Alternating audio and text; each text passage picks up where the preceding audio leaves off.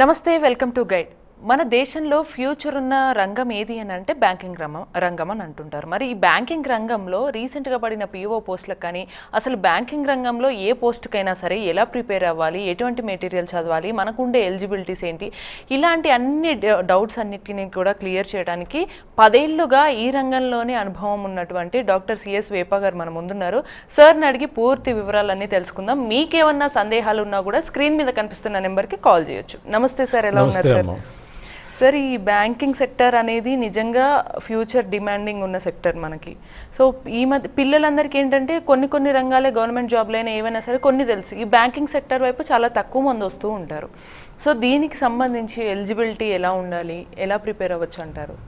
మనకి భవిష్యత్తులో ఎప్పుడు కూడా కొన్ని రంగాలకి అసలు డిమాండ్ లేకుండా ఉండడం ఉండదు. లైక్ ఫుడ్ ఇండస్ట్రీ ఉంది, రైట్? ప్రతి మనిషికి తిండి కావాలి, ఇల్లు కావాలి, అలాగే డబ్బులు దాచుకోవడానికి బ్యాంకులు కూడా కావాలి. సో బ్యాంకింగ్ రంగం ఎప్పుడూ కూడా ఫ్లరిష్ అవుతూనే ఉంటుంది.